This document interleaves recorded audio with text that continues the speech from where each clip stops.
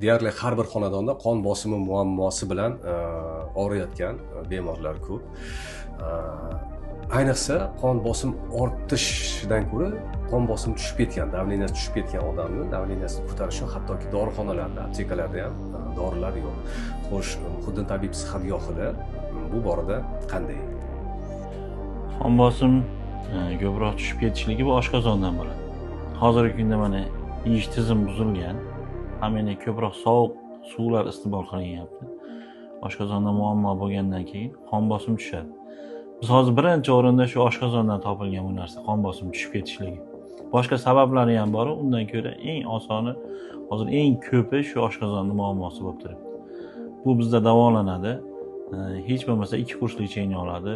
Surunkali bo'lsa 4 kurs lecheniya oladi. Qon bosimlar shu sog'lom odamniki 120 ga 80 bo'lsa shunga chiqadi.